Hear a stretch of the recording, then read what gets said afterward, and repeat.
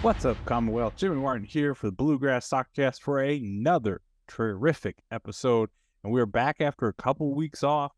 And man, let me tell you, it feels good to be back in the studio. And do we have a lot to talk about? So we're going to start just like we start every episode by going off the top.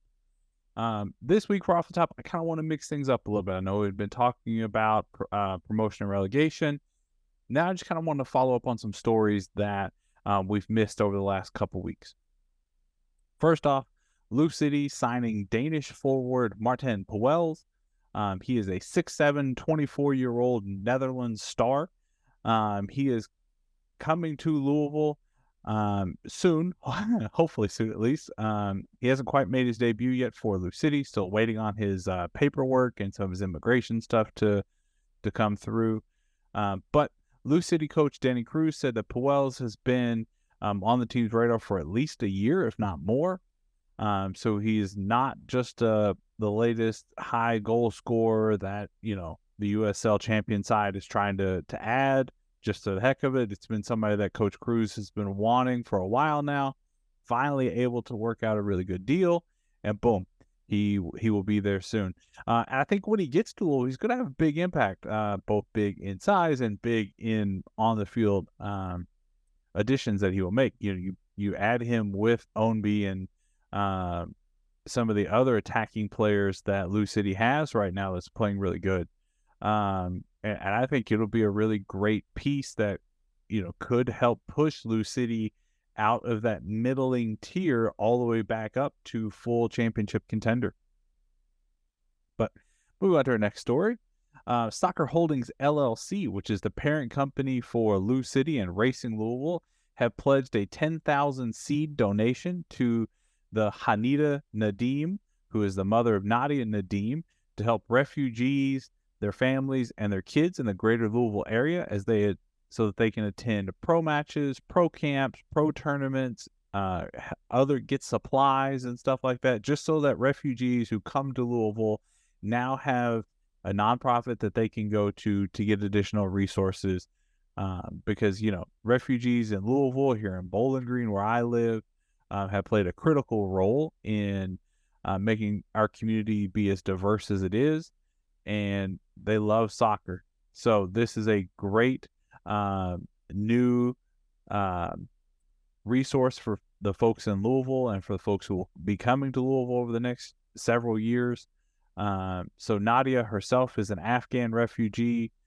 She's also a doctor, fun fact. So after she is done with her playing career, she's going to be some kind of a doctor. I don't know if it's internal medicine or surgeon or whatever, but she's gonna be helping people in the greater Louisville area get healthier in a lot of ways, not only with watching her score a bunch of goals.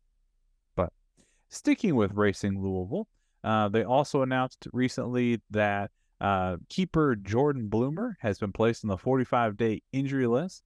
Bloomer recently underwent back surgery. Bloomer, who's 25, joined Racing Louisville in March after a loan spell with Western Sydney Wanderers FC, which is in the Australian A-League for women's, where she played 14 matches and had 4 clean sheets. With Bloomer's injury, Racing has 2 available keepers currently, regular starter Katie Lunn, and then a backup Olivia Sekini as a reserve. Haley Beal is also due to come back to Louisville at some point very soon. She's currently on loan with Western United FC in Australia, but she should be back in Louisville very, very soon. And maybe by the time of posting, she may actually already be back. So I think even with Bloomer's injury, Racing is in a really good position with their keepers that they shouldn't see too much, if any kind of a dip in their depth at all. But now let's move out of Louisville. Let's go to Lexington, where the Lexington Sporting Club made the announcement over the past week that their women's club will be joining the USL Super League for the inaugural season, 2024 season. How should I phrase this? The USL Super League is designed to be a direct competitor for the NWSL. I think really in practicality, it'll start out more as a second tier, kind of right below But I know that the folks that run the USL Super League have ambitions to really push that league up to, if not above, the NWSL. Lexington will be one of 8 teams that will start competition next year. So those 8 will be Lexington, Charlotte, Fort Worth/Dallas, Phoenix, Spokane, Tampa, Tucson, and Washington, D.C. And the league has a lot of plans to keep growing very quickly. So whether that's by a partnership with the NWSL potentially, or just finding other markets that don't have an NWSL franchise or a USL Super League franchise and expanding that way. But they do plan to grow very, very quickly, and they won't stay at 8 for more than one season, I don't think. Speaking of expansion, we actually have 2 brand new teams here in the state of Kentucky. The first and foremost is Velita FC. Velita is a team that is based out of Louisville that will be playing the $1 million TST, or the soccer tournament, this coming week. If you're not familiar with TST products, if you know anything about the basketball tournament TBT, it's the exact same format. It's the exact same company that's running this, but it will be a 7-on-7 outdoor soccer tournament held in Cary, North Carolina. And I believe, there's like 32 teams that they've gotten, and the whole tournament has a whole lot of teams that you would recognize. Wrexham's going to have a team in there. Wolverhampton's going to have a team in there. A whole bunch of aging USA stars will be out there. Clint Dempsey has a team. The basketball, Steve Nash will be playing on a team. Ocho Cinco has a team. So it's a great environment. It should be fun. Velita FC will kind of be a little bit of a combination of Metro Louisville, which this is one of the reasons why Metro Louisville isn't playing the spring season in the UPSL, and combining rosters with the San Diego Sockers, which is a very successful indoor soccer team out in San Diego. One could even argue that they may be the most successful indoor soccer franchise in the entire country. But just some background, or not really background, just some things to know about Velita. Velita means little village, and that's precisely what the team wants to create. Velita FC will be representing the small communities and providing opportunities for those who may not have gotten one otherwise. And they will really bring an opportunity to Kentucky and to Louisville that we've never had before, of competing on a national level at a national tournament. And yes, this is just the first year of this tournament, but already being included in something like this is pretty awesome. The roster for Velita will have a lot of pros, ex-pros, college, and street soccer players. If you follow them on any of their social media, you'll be able to kind of see their roster and kind of see what they're doing and stuff like that. It was announced within the last week or so, all of their matches will be streamed. So they'll either be on YouTube or on Peacock. So make sure you follow along for Velita FC as they go to the TST competition that starts later this week and through first part of next week, I believe. But there's another new franchise here in Kentucky that I want to talk about, and that is the Danville Locomotive. They're a new semi-professional team here in Kentucky, outdoor 11v11. They will be representing Kentucky in the OVPL, the Ohio Valley Premier League. Some of this stuff is just a mouthful. I'm going to pause for a second. Some of these sentences are very long, and these abbreviations for some of these leagues, it just takes a lot sometimes. But Danville Locomotive playing in the OVPL semi-professionally. All of their matches, all their home matches, and put it that way, will be played at Center College there in Danville. And I'm really excited to have them here and to have them as competition for talent with teams like BGFC and Pumas and Metro Louisville, and if any other teams pop up. If you go back a couple of weeks, I didn't have Danville on the list of possible expansion cities, but hey, here we go. Danville, welcome. What's up?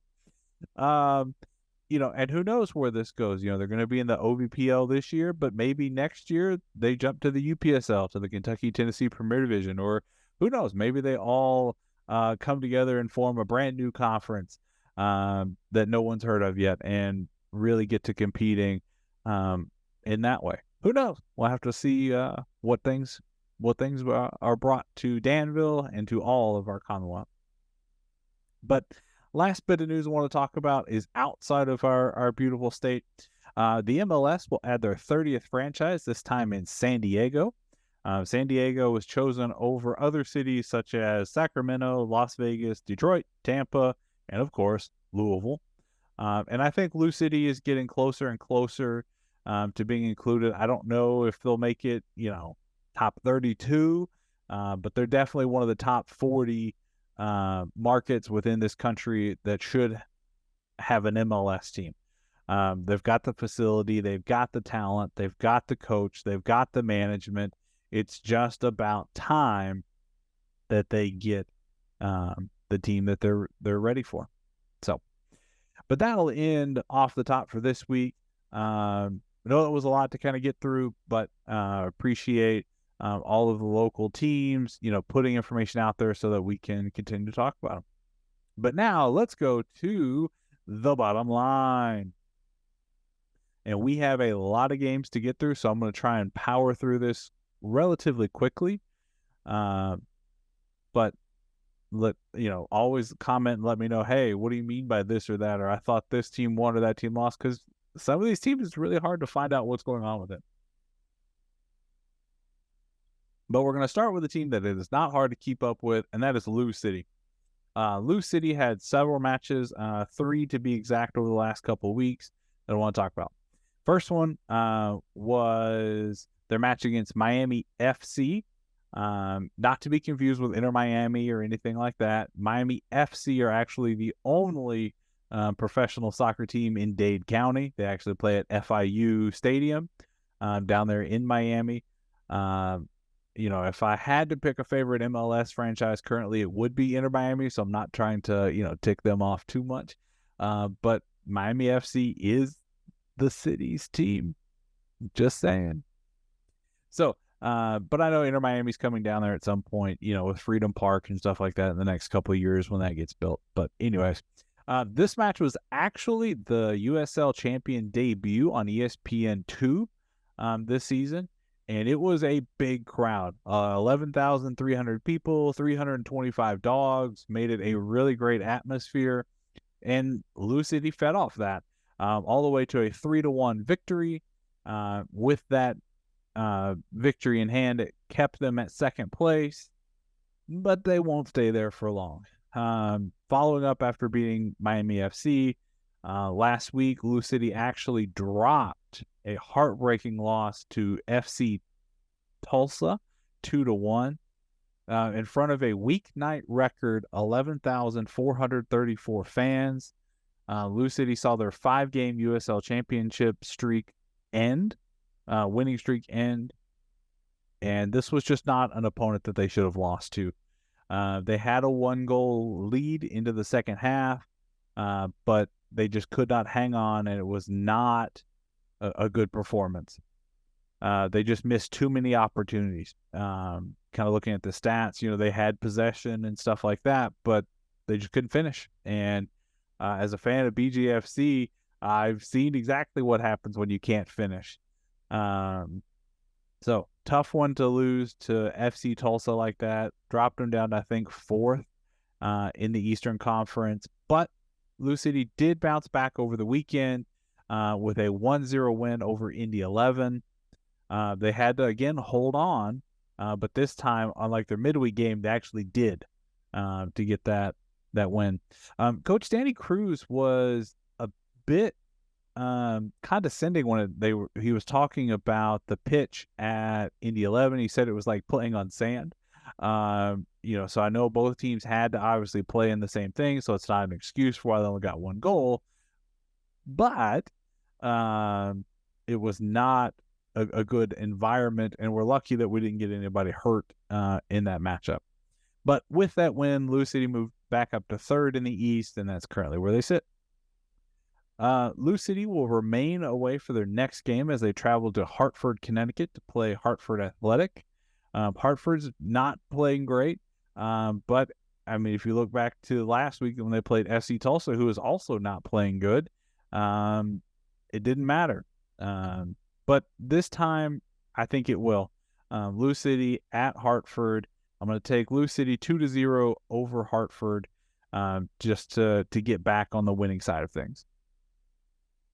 Now, let's jump out of Louisville and head over to Lexington. Lexington had three matches as well over the last couple weeks.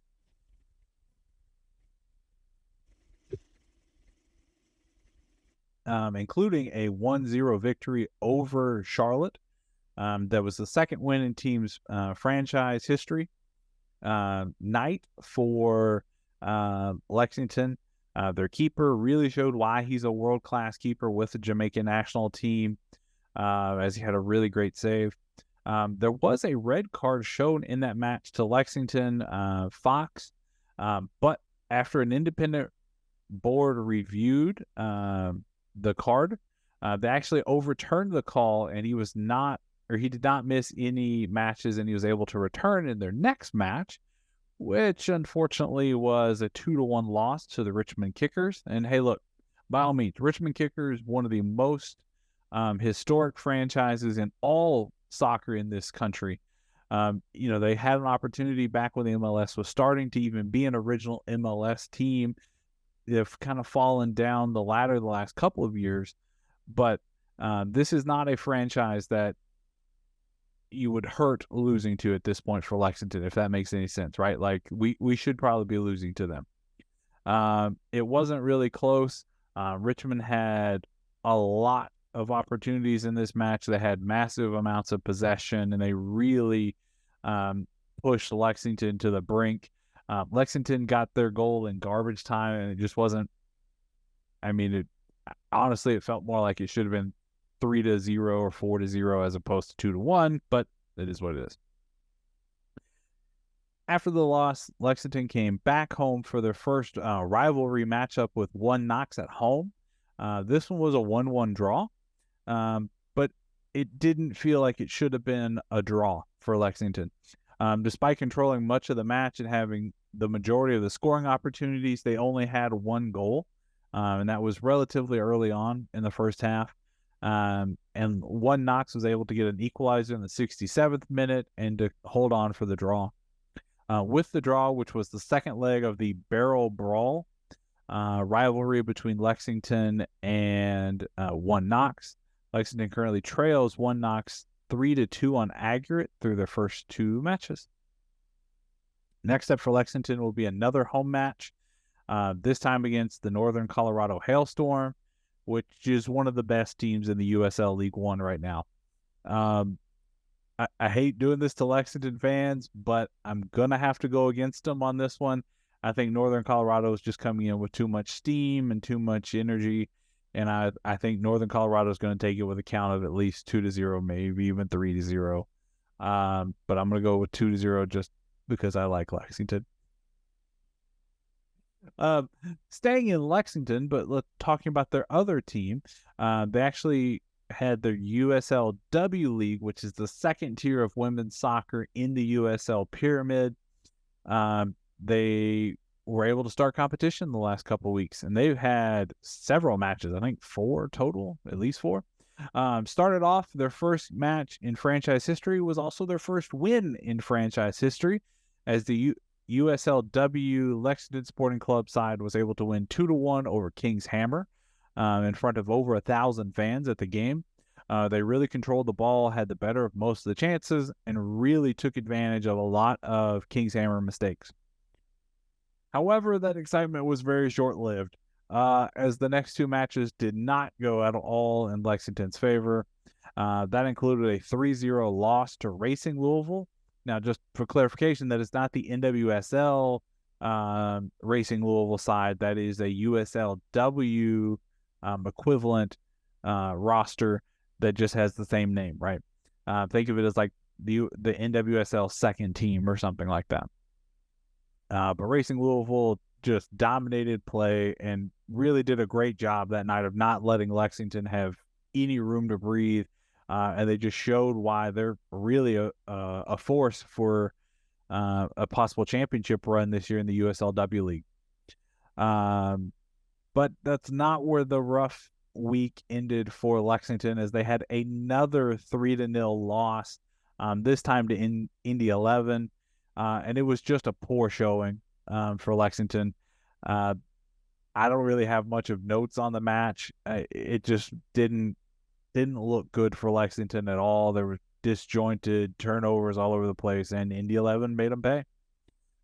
So that was 2 back-to-back 3-0 losses for an 0-6 week, and that was definitely a tough week for the ladies in green. But they did kind of bounce back a little bit. They played St. Charles FC to a 0-0 draw.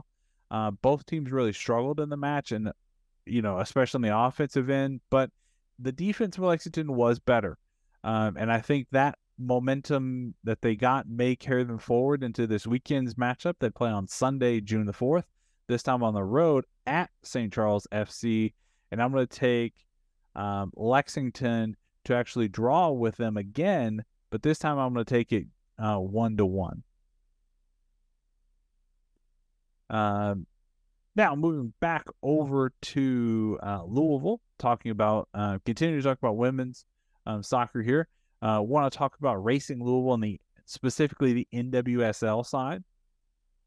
They had a dominant 3-0 win over Chicago Red Stars. They just controlled all the possession, and it was almost a perfect match for Racing Louisville. It was a really good showing. They followed that up with the first round of the Challenge Cup, where they had a 3-2 victory over Kansas City Current. It was a dramatic, almost collapsed by Racing Louisville, but they were able to secure the 3-2 win. Should have been 4-2 late, but a victory is a victory. They move on to the second round of the Challenge Cup. They then had to go play that exact same KC Current team in Kansas City this time, but they were able to get a 2-0 win over them again. So 2 wins over the same team in a week is not easy. So congratulations to Racing Louisville on that. And it was just a great week to be a Racing Louisville fan. Not a great week to be a KC Current fan. Not at all. But things didn't carry over into the following week, as Racing Louisville lost to North Carolina Courage 2-1. 2 of Racing Louisville streaks were snapped in that game. They saw a club record 3-match win streak end, as well as a 6-match home unbeaten streak snapped. And this was tough. Racing had a lot of opportunities, and again, they just couldn't finish. They couldn't put home the equalizer late.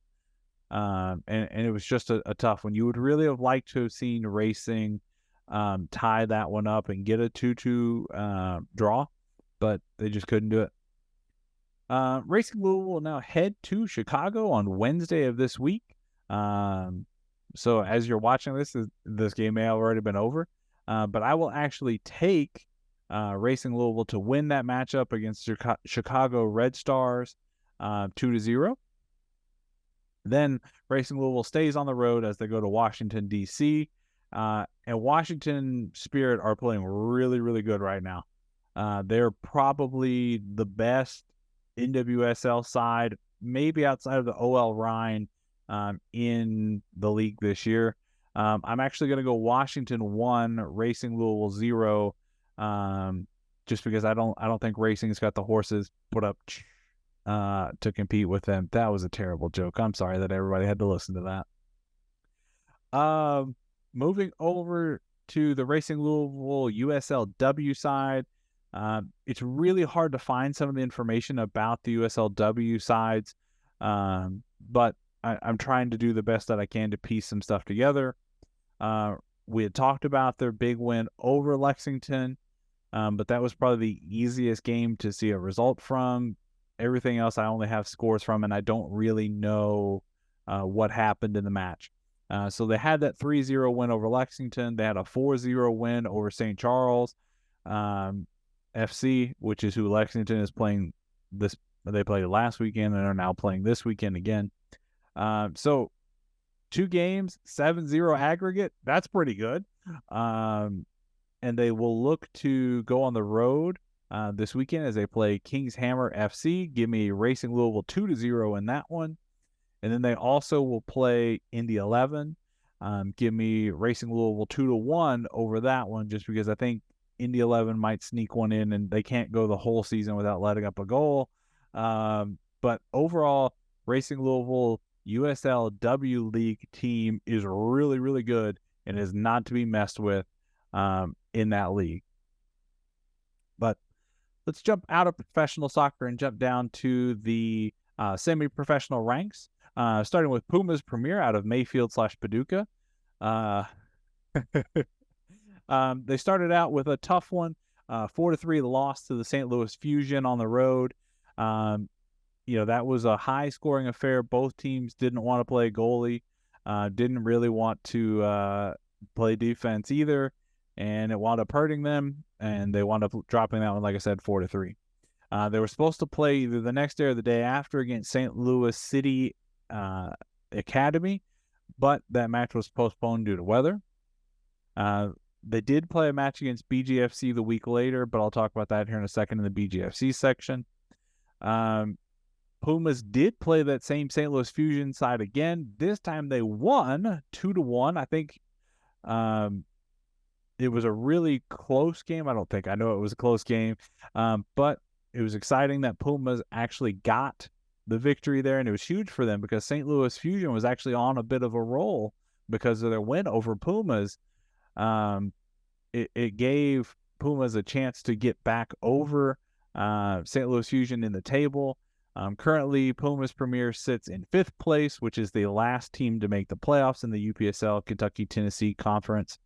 So good to see them still in the playoffs, still in contention so far. Let's just hope that they can keep it going and actually make the playoffs by the end of the season. But let's jump on over to BGFC, shout out to the BGFC guys. Thank you all for inviting me, having me at all of the matches and stuff like that. I really enjoy getting to cover the team. But again, this is an independent podcast. So if there are other teams that want to invite me, want to have us cover a game or anything like that, just let me know. Feel free to send me a DM on Twitter or Instagram, just so we can help get that set up. But BGFC, they were supposed to play a match against Midwest Hooligans. Unfortunately, due to the same rain system that knocked out that Pumas game against St. Louis Academy, BGFC's match was also canceled due to weather, or postponed due to weather, sorry. But they did play the weekend after, and after being up 2-1 in the 83rd minute, BGFC suffered a crushing loss, 3-2 to PCDA Black. So the Pre-College Developmental Academy, which they have several locations. This one is in Murfreesboro, Tennessee. They have actually 2 teams in the Kentucky-Tennessee Premier League. One being the Black team, which is a really good team, probably their A team of the 2. Then they have a PCDA Gray, which I'll talk about here in a minute. That game was really tough for BGFC. Like I said, up 2-1 up until the final 15 minutes or so. And I think substitutes really hurt BGFC in this one. Their front line is really good, and their starters are really good. But when you start making subs early, you take a chance on something like this happening. Also, BGFC didn't have their starting goalkeeper that night, as he was serving the red card suspension from the match against Midwest Hooligans a couple of weeks ago. But BGFC did bounce back. They played Pumas Premier, and they blew them off the face of Earth. Like, it wasn't even close. 4-0, and it could have been 5-6-0 easily if BGFC had just finished a couple more chances.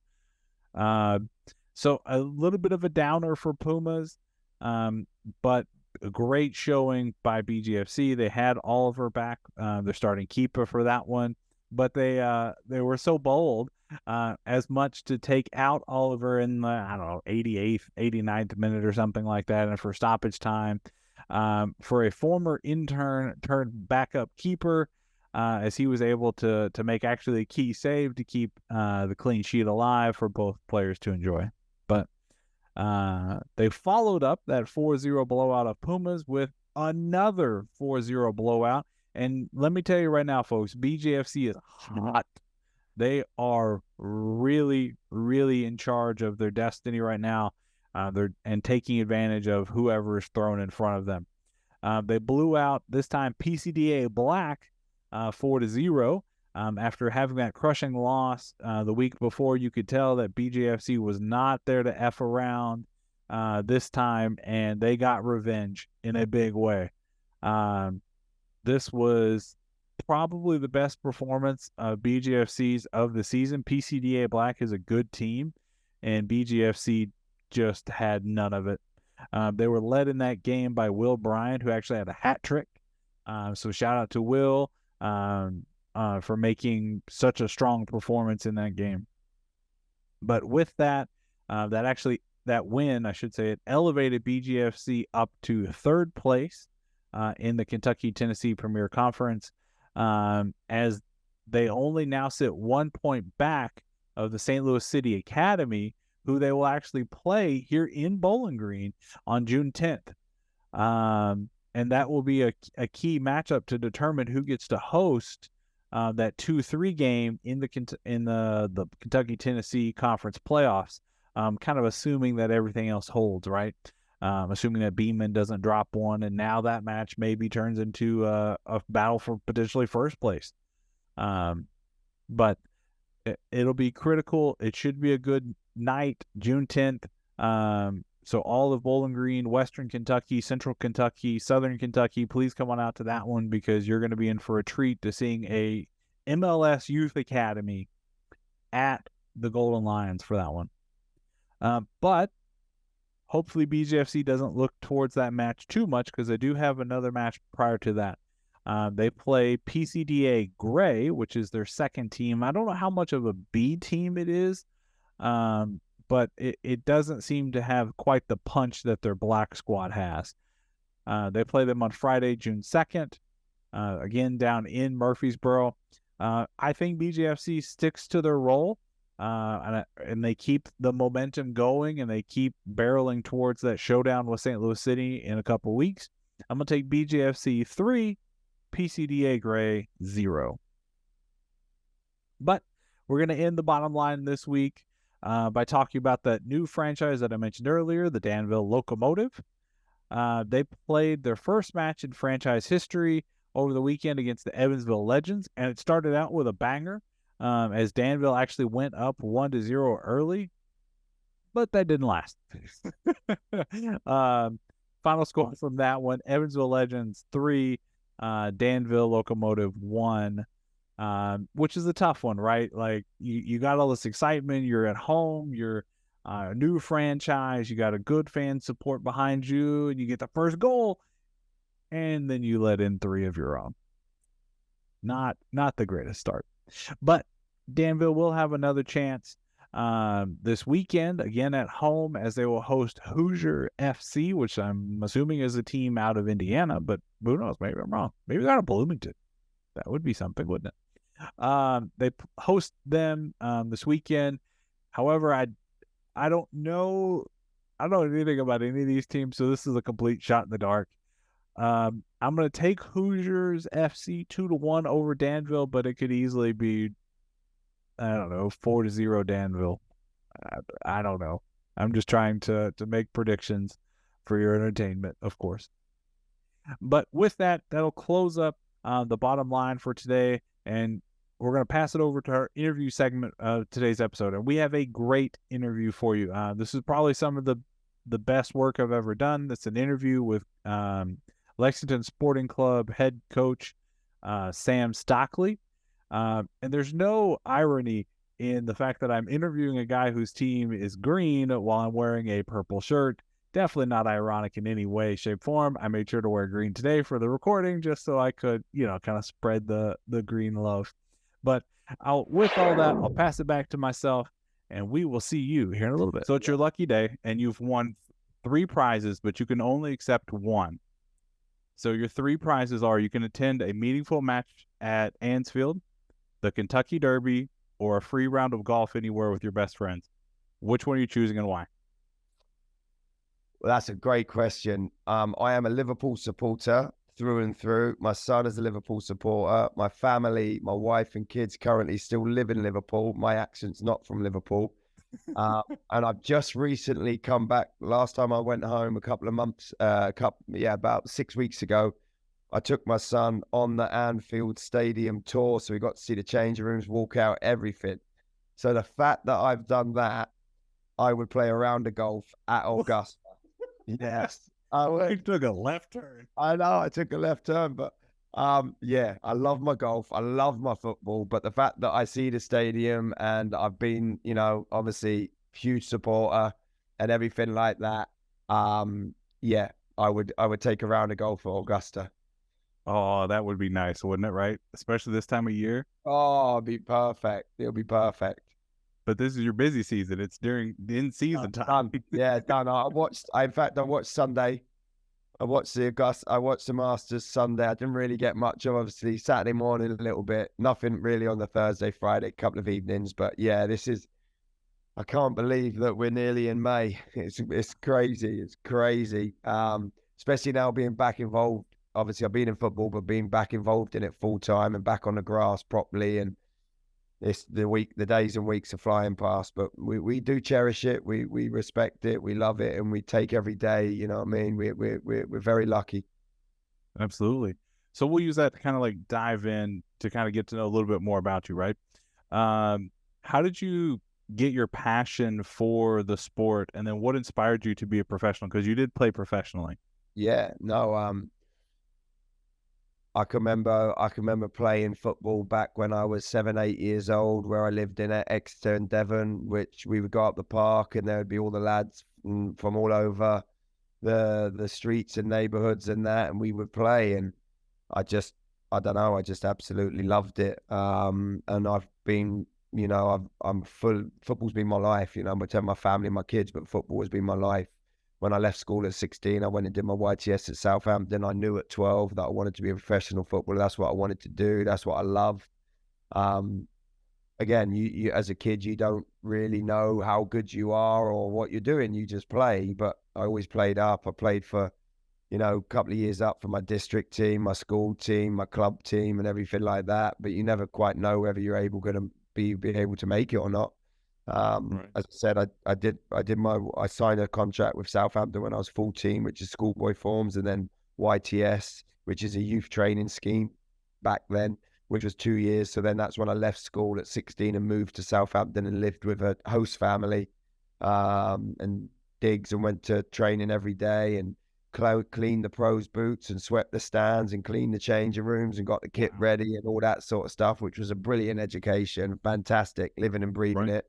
Then we'd play our own youth team games or reserve games. And then I signed pro at 18. And after that, I went on and played for 10 different clubs in 3 different countries. I played, I think it's 625 first team games, captain 5 of my 10 clubs. And then when I finished playing at 35, 36, I'm 45 now.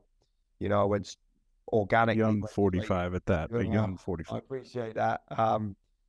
Not so, well, I might not after the end of this job, but yeah, after this year, I bet.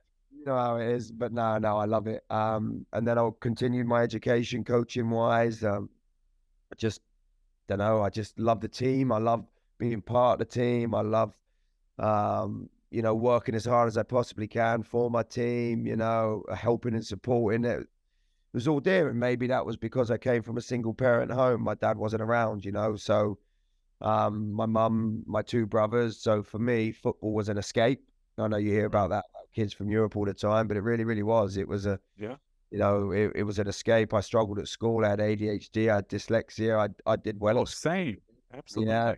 Yeah, I did well at school in what I could do in the lessons that I liked, but football was always in the back of me. If you'd asked me when I was 8, 9, what are you going to be? I'm going to be a professional footballer. Obviously, you don't know that at the time, but that was always my dream. I've just, been very, very lucky and very fortunate to be able to fulfill that. Wow. Yeah.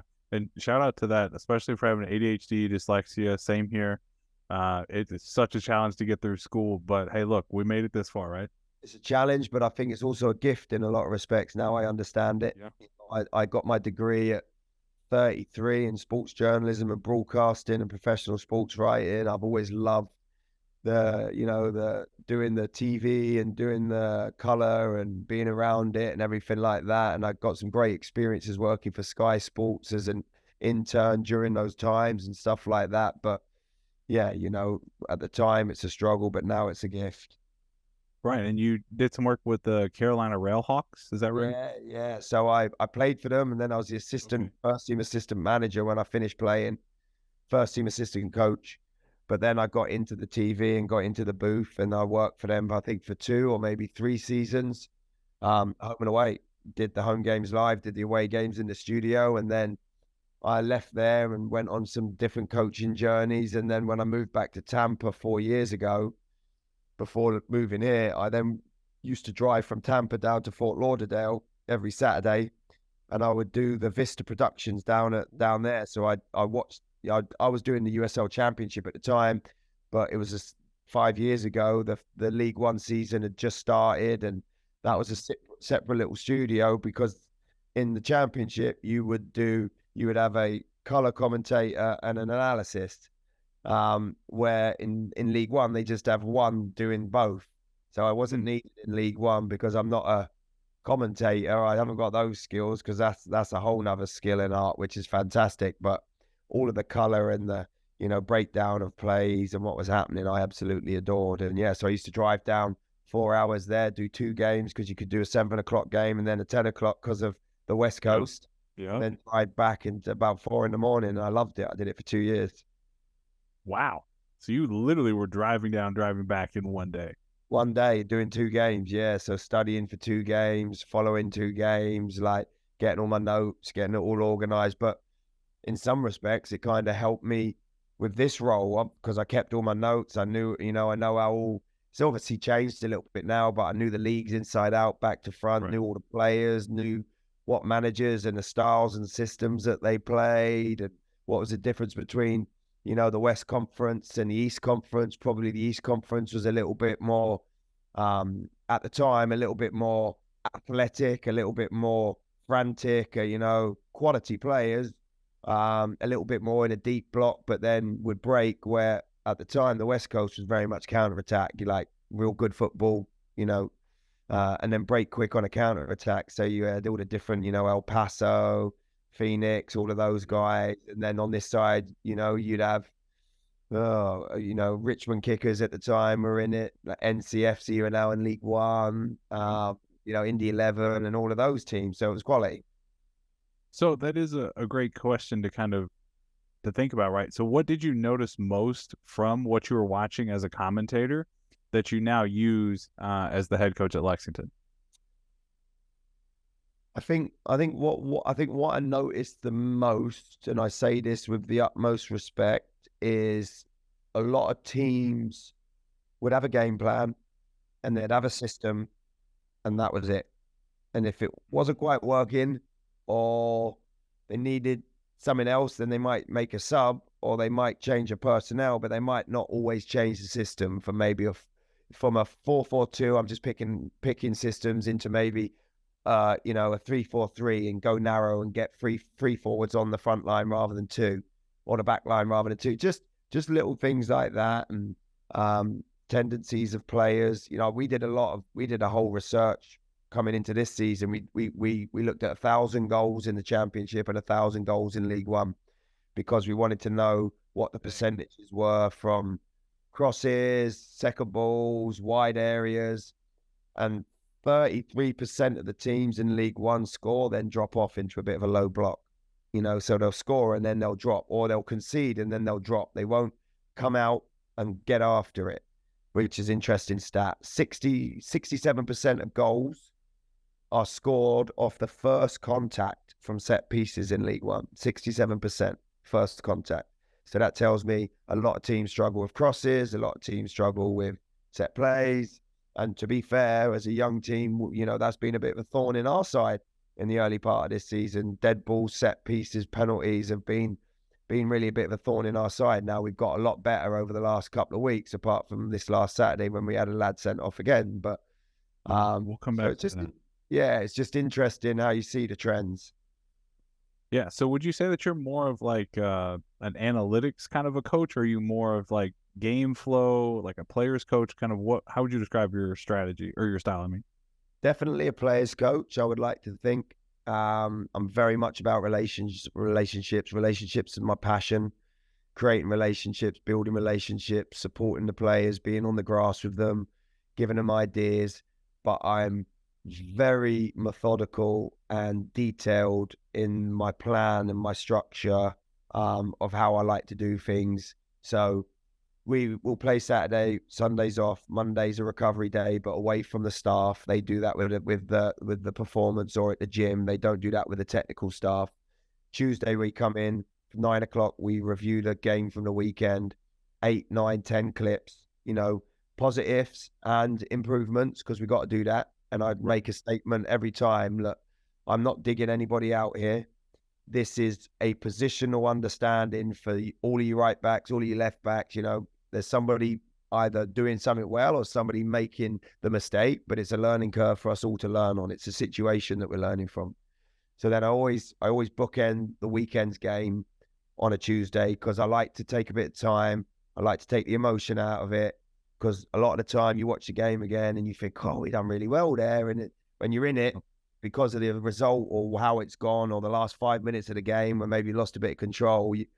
So I tend to do that. And then Wednesday, we always work on out of possession. What do they do? And what do they do out of possession? So how do they defend? How do they transition?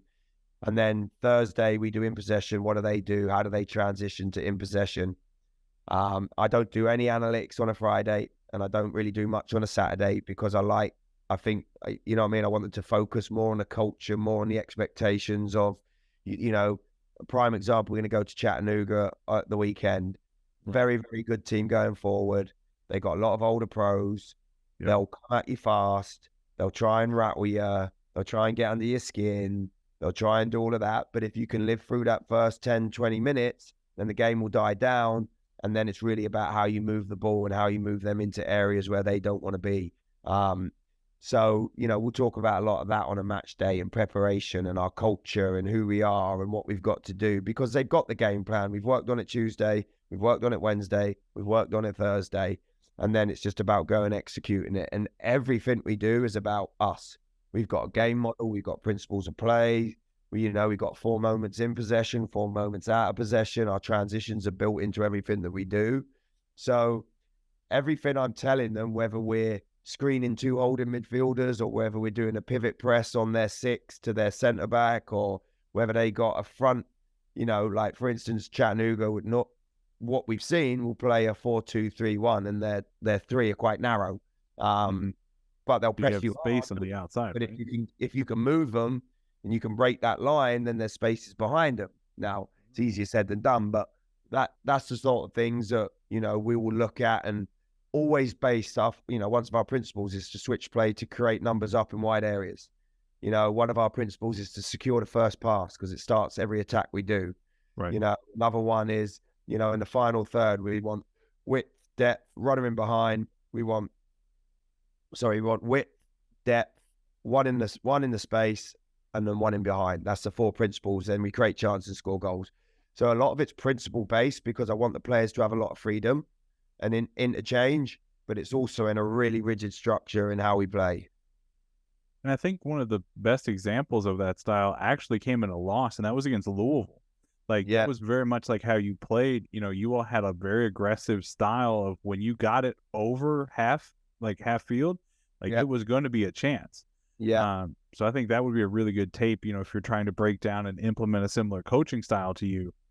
To me, that was a good example. And it's great. It's great that you've seen that. But what we noticed after one Knox, and then after North Carolina, and then we went into the Lou City game, what we were finding is in our defensive shape 4-4-2, we were being a little bit passive, and we weren't really getting any pressure on the centre backs, or so that was a part of our game plan. So, we were working side to side defensively, but every so often, we would have a trigger when they built one side, then was coming back round the other. We wanted our winger, to shape it so they cut the fullback off, but then jumped onto the centre back.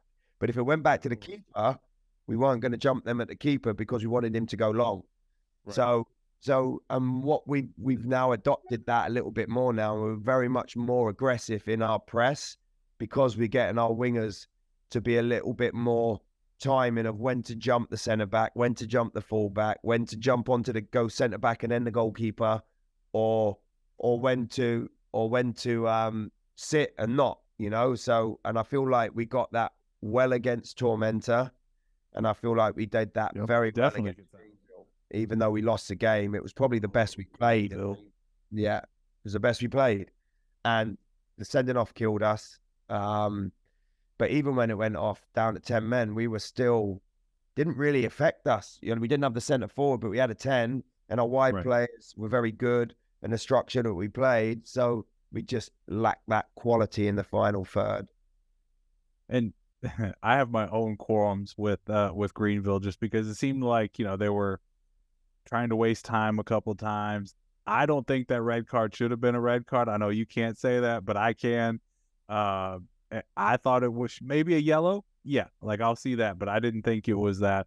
And some of the Greenville fans, kind of got on to me a little bit on Twitter. So I think that could be a good rivalry for us, honestly. Yeah, it could be a great rivalry, and I would agree. I think with that's what you asked for, right? And it's very hard, and I'm not going to certainly get into the realm of officials and everything like that. Don't do that. I won't let you. No, because it's not a job, and I totally respect that, and it's hard. But if you look at the nature of that game, and there was no bad tackles in it, there was the positioning of where the forward was and where he was going. To be honest with you, I think it probably was a red card, and the reason why I think it was a red card for me was because he went to ground, and he did not need to go to ground. He didn't need to, and he knows that, and we've spoke about it, and he's done fantastic for us, and he's an older pro. And it's a decision he makes, and I'm not mad or angry about that, because I'm not like that. We moved on, and we had we carried on with a great game plan, and we got after it. We made subs to try and attack them to try and win the game, even at 10 men. But it was just a disappointing time because of how sharp we'd started, and we were really in the game, and it was this group, especially because we had a red card on the opening game of the season, and that hurt us against one Knox. Yep. And, then we've gone through a bit of a spell with dead balls that have sort of been killing us a little bit. And then kind of gone full circle back to sort of a red card again, where we're always trying to improve and move on. So that one hurt us because we felt we left 3 points on the table. We really, really did. So how do you work with the team then to just keep motivated? Because let's be honest, you're near the bottom of the table, right? How do you keep the guys motivated? Because we talk about performance. We don't, the wins and losses are imperative in professional football. It's what it's about. Of course. It's about 3 points. Right. But we know, because we've said it from day one, that what we're doing and how we're doing it and how well we're progressing, and we've got all the data and all the metrics of how well we're progressing, and the performances and the work rate and the effort, they're there. And you can see it. There's no doubt. You can see it. You can see it. Now, the results will come. And I truly believe that they will come because of the work that we're putting in. No team's ripped us apart. No team's opened us up. No team. Look at Louisville. They got dominated 2 games, 8-0 aggregate for both games. You all have had nothing close to that. Not even 3-0. No, nothing. And you look at the game yesterday, that's the first time we've lost by 2 games at the weekend. But again, credit to us. We're trying to score a goal and we're pushing forward. And, at that point, you're losing 1-0. Why not try and get something out of the game? Because we're down a man. And they caught us on a little bit of a counter and they sealed the game. So credit to them, because it's credit to them. But, we have a clear identity and a style of how we want to do it. And that's what we measure ourselves on. So there's never, even when we were going through the beginning part of the season when we was trying to get the first win, and even after Saturday hurt because we knew how well we played. And we knew that game was there for us. We knew that we'd prepared properly. We knew that they'd been in a difficult spell, but had just won. But they were coming to our house. And we knew if we started right and started fast and sharp, that we could take the game to them. And we did all of that. And then, a honest mistake cost us. So we have to dust ourselves off and go again. And that's why when we come in Tuesday, we talk about it. There's no shouting or bawling or black. I'm not that type. I'm not that type of manager or anyway whatsoever. But we had a true conversation on Tuesday about the fact that we have to be more disciplined with our sending offs because it's affecting us. You've left 6 points on the table because of it. If you put 6 points back on the board, we're sitting third or whatever. So right. Solidly in the playoffs, at least. So we look at it with the right eyes. We know where we're at. We know where we're at all the time. So is there a specific position group then that you want to see more of, or a specific player that you're looking to kind of get a little bit more from? I don't know if it necessarily like individual players. We got to score goals. We got to score goals, right? We've got to score goals, and we've got goal scorers. There's no doubt about that. We're creating chances, and I'm not, we win together, lose together, we attack together, we defend together, and I put it on the board all the time that everybody's responsible for everything. It's not one person's job to roll on them. But we know that we've got to be better in those moments in the final third, and I think that, that's the difference between being a great team and a top quality, world-class team, is in those moments of stress, in those moments of pressure. Can you have a cool enough composure to be able to roll the ball in the right position or finish the ball or execute the technique? And that really what it comes down to. So we'll, we put our the players train through that. We work on it. We work on the different aspects of it. We talk about it. We watch it on film. And, it will come. It will come. Because I think that's one of the more surprising things, right? Like, you're an expansion team. Like, this is your first season. Like, let's not set expectation that's unrealistic. Like, you have to win the championship. No. But, I do want to see the team continue to get better. And they have, like you mentioned, no blowouts. No. And, like, very competitive in every game. Yeah. And even when you face tougher opponents, right? Yep. Tormenta, Louisville City. Like, when you're playing those really good teams or upper division. North Carolina, I felt we could have got something out of the game. I felt we could have nicked that game. Drew, yeah. Yeah, silly mistake to give a free kick away from our throw-in. Oh, man, that was so bad. Our throw-in, throw it short, got nowhere to go, pull them down. And then the ball that was a straight ball into a straight channel and it gets nicked. And we're so you can live with them because they're moments that you can continue to develop and grow. Absolutely. So I do have a small bone to pick with Lexington, and so I'm a former Lexingtonian, lived there for several years, and I was dreaming, I had wanted and longed for a professional soccer team in Lexington. So how dare you all get a team together after I leave? I say that most cheekily. I'm really glad that the team is there. But what has this meant to you to be a part of the organization, and especially that first match at One Knox and then the home opener? It's difficult to put into words, and I say that honestly. I've been so lucky to be part of this, from the dream of it being a football club to then becoming a football club. So I'm not mad. I'm just jealous. Yeah, just so a little bit of a backlog on that is, this was 4 years in the making before it came here, or total, till we signed our franchise agreement. Probably 3 years, but we've been here 4 years now. And I sat down with the league, and I don't mean I, because I'm not that way in any way, but I sat down with the league. I sat down with the senior vice president of League One at the time, and asked him, how do you build something for somebody that don't know that they want it yet? And that's sort of the tagline to all of this, because he then gave me, and he actually works for us now, Stephen Schultz, who's been an unbelievable addition to our front office and everything like that. And we were dear friends beforehand. So to have him as part of our team now is fantastic. But he sent me to look at 10 markets, and it took me about 12 months to look at 10 markets, and based on Fortune 500, based on sponsorship opportunities, based on mass population, based on what's relevant in that market around them. Is it a football market? I dug down deep into the youth clubs. Did they have established youth clubs, or were they youth clubs that maybe needed some help and that we could bring together?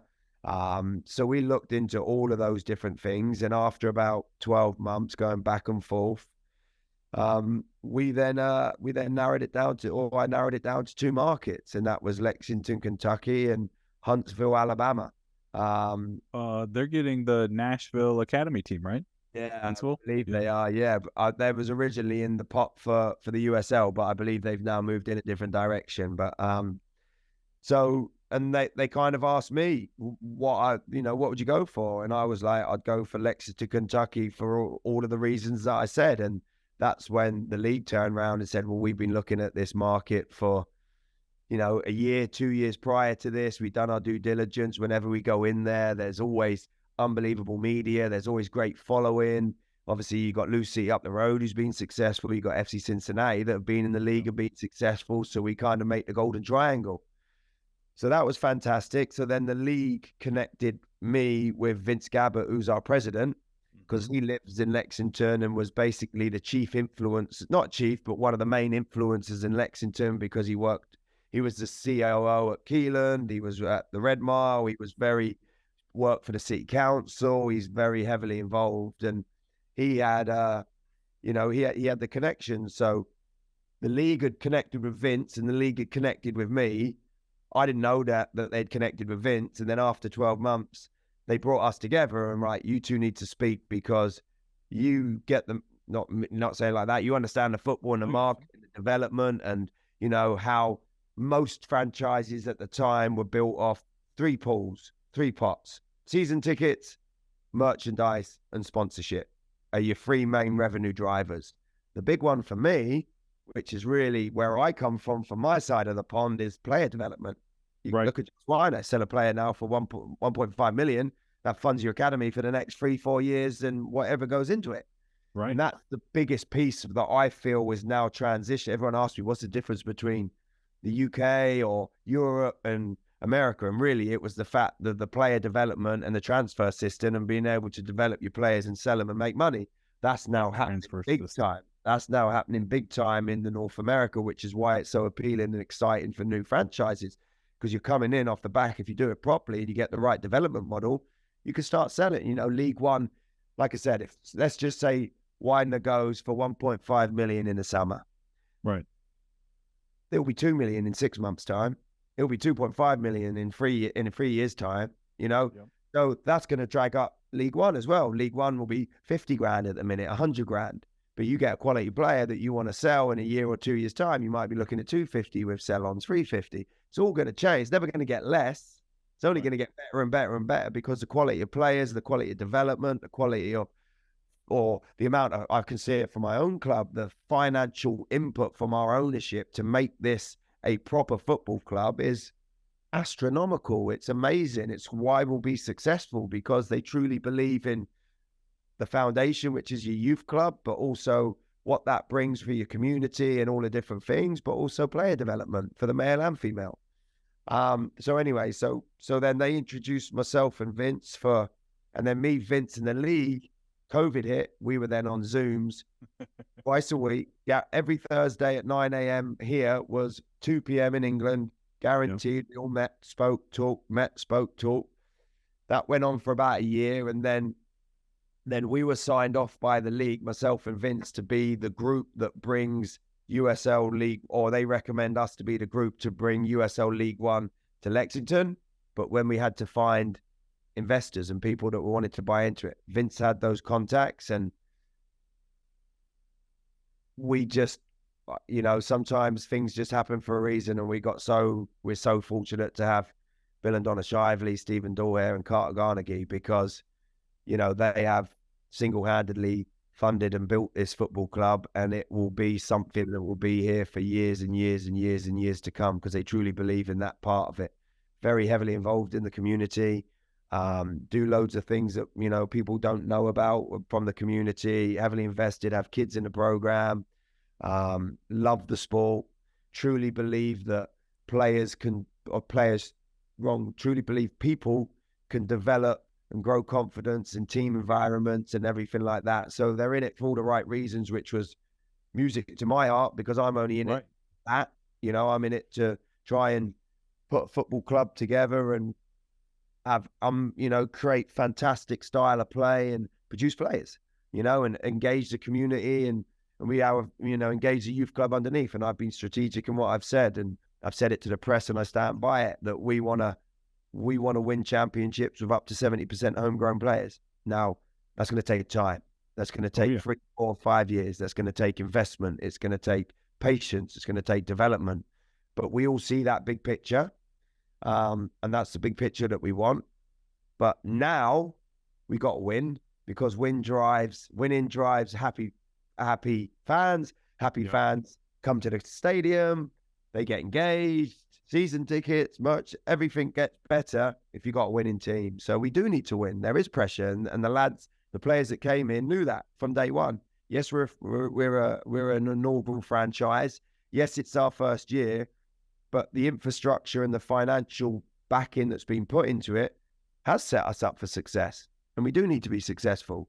But we still understand there's a long-term play as well, so we're not going to get carried away with it. We just understand what we need to do. Right. And, you mentioned like the youth club, right? That's an impressive start for you all. Over 1,400 players, over 100 coaches at this point. Like, that's a really impressive start for just a few months, really, right? Yeah. We're not even through our first season. Yeah. It's been, when I first came in before the pro start, I started recruiting. Well, I didn't. I'd always kept my eye on players and everything like that. But I officially really probably started recruiting process for the first team around about the 1st of November, when everybody's contracts were available and you knew what you could sign and couldn't sign. So I shifted gears in November, but before November, the pro club was not on the back burner, but I was tinkering with that and keeping my eye on it, watching all the games. But my focus was the youth club, and it was a ginormous lift. And we've got the structure, we got it in place, we've got to make improvements to it, and we know that. In the first year, we've now realized, or the first 9 months, that we can be better here, we can be better there, we need to tweak this, we need to tweak that. But we do have something really special, and it's our foundation. It's the heartbeat of the football club, our youth club. Absolutely. And, so another thing that I would be remiss if I didn't ask about is the stadium situation, right? So I know that yesterday, the day before, as of time of recording, you just got approval for a new rezoning of a location, but that downtown stadium was something of dreams, my friend. Like, that location, the design was exquisite. So how are you all going to kind of recapture some of that magic that was in that location and in that design with a slightly more out of downtown location potentially? Yeah, again, I'm not in. I want to make it quite clear that I'm not in those conversations with stadium. I have to ask. No, and I'll give you my honest answer, because it's the only way that I can be. So I'm not in those of where the stadium, where that stadium will be. As in, we wanted it downtown, then we went somewhere else. I wanted it downtown too. Of course I did. We all did. It was the most. It would have been the heartbeat of this city. Yep. The city wasn't ready for it, because I think they underestimated potentially the importance of what a football club could do to a city, and how you can bring it together, and how it can become the focal point for entertainment and highs and lows and emotions and all of those fantastic things.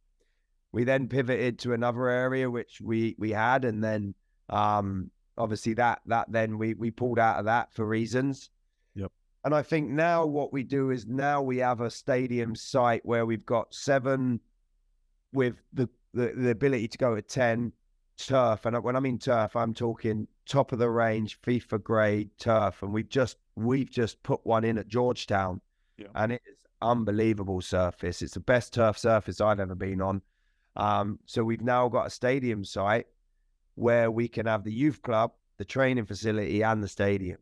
And then I think it creates its own hub and creates all of its own excitement and everything like that. And again, we've got to be successful on the field. We've got to play a really good style of football that engages the fans. We've got to give homegrowns a chance so that can unite the community to come out and watch and support. And if you win champions and you're successful, people will get behind you. So I think that's a big part of why we need to be successful at this time, because we're in a temporary location. But my hope is, and I can't say whether it will, but my hope is where we are at Georgetown, like our fans are off the charts. Like you can feel the energy on the field. Like you really, really can. Like the first game we had when there's 3,500 people there for that, and it was electric. Like the players thrived off that. And even every other game after that, you can feel it, and they get behind the team, and there's a real connection there, and it's become a great location. So my hope is the majority of those fans are North Lexington area, Georgetown, and they see it and love it. And then when we go to our new location, we bring those fans with us, and then we create a whole new group of fans that want to come because maybe it's a little bit nearer and everything like that. So that's my hope. Yeah, and you were talking about the Georgetown Stadium, and I was there for the home opener, and that place literally was shaking at times. It was rocking, wasn't it? It was like, rocking. Yeah. No offense to Louisville, it's a beautiful stadium they have, but I haven't felt that in that stadium. I haven't been to many games, Louisville fans. Don't come at me too hard. Yeah. But like there was something palpable about just being in that stadium that night, feeling the energy when you all would get the ball close to goal, and even if you missed, like just the cheers and the energy that was coming up. Yeah, and as I said, as a former player, I would rather play and don't get me wrong here, right? I've got to watch my words and how I say this, because listen, I've gone on record a million times about Lou City, and I think what they've done and how they've created it, they've arguably one of the best teams in the championship over the last 5-6 years. They've got an amazing stadium. Matt Danny's a great manager. They got a good squad, producing players. They're doing all the right things, but they're Louisville and they're doing it, and we're Lexington and we're doing it our own way, which is how it should be. But even as a player, you'd rather play in a stadium that might be a little bit smaller but be full than a big stadium. Like I played at Sheffield Wednesday when they were in League One, and they would have that place holds 30,000, and they had great support, and they would have 15 and it would look empty, where you might go to another team what holds 10,000 and they'd have 8.5 in there, and it was bouncing. So for me, it's all about the atmosphere, because that's what you need as a player. That's why you play. That's why you play the game, is to on a Saturday to go out on telly in front of your fans or in front of your away fans and go and show what you're capable of doing. So this is just because boring American over here, not watching too much of the EPL, but did you ever get a chance to play at Sunderland or even at Wrexham? I played at Wrexham. Yeah, I played at Wrexham. I played against a few America's times. new favorite team. And I've played at Sunderland in the Cup, I think, or was it Middlesbrough? Nice. But no, I have been to the stadium and I've been to Middlesbrough, I beg your pardon. I played at the Riverside in the Cup. I played in a lot of stadiums in FA Cup and League Cup and stuff like that. Sunderland were in our league when they dropped down, so I might be mistaken. I might have played there. I'll have to check my records again. But anyway, I could have done more research. Stadiums. Yeah. All right, Coach. Well, we'll get you out of here on this kind of last question here. What do you? I butchered that badly. What message do you want to send to the fans, and then how can the fans keep track of everything Lexington Sporting Club? Well, my message is the fans is just to know that we absolutely love and appreciate you. And the last 3 home games that we've had here, which has set the standard and the tempo, has been unbelievable. The players feel it. The staff feel it. You know, the players talk about the fans in the stadium, like in training on a Tuesday and a Wednesday, and they're like, I can't wait till Saturday. It's going to be bouncing. We're going to have the fans behind us. We're going to have the crowd. It's going to be good. And all I'll say is that we're doing everything we possibly can to try and connect with you. And we were trying to provide a style of football that represents Lexington and who we are. And that is a hard-working, never give up, roll your sleeves up, work for each other, play for each other, as well as being creative and innovative and attacking and stylish. We're trying to set the right standards. We're trying to set the right style of play that suits our supporters. And I think that anyone that's been to a Lexington Sporting Club game will see that this team will not give up. They will not give up. They will not show up. They'll give everything they got. They might not win every game, but you will come away from this group knowing that they've left their heart and soul out on the field. They've done everything they possibly can to win a game, and they will do that week in, week out, and they appreciate you. Absolutely. Sam, thank you so much for your time, and I will send it back to my previous or future self. All right. Wasn't that a really good interview, right? Shout out to Coach for that interview. I really appreciated having that conversation with him. Very open, very honest about where Lexington is and where they're headed. So, but that will do it for this week's episode of the Bluegrass Soccer Cast. I want to thank you all so much for joining me on this one. Make sure you're following us on all of our social medias, Instagram, Twitter, TikTok, at BG Soccer Cast, all one word. And make sure to give us a listen on all of your favorite platforms, whether that's Spotify, Google, YouTube, or wherever. We are paying attention to the numbers, and I am really noticing, some platforms are popping and some platforms are flopping. So if you want to make sure that your favorite platform continues to host Bluegrass Soccer Cast content, make sure to give it a like, subscribe, follow, share, all of that fun stuff, just to help the channel grow as much as possible.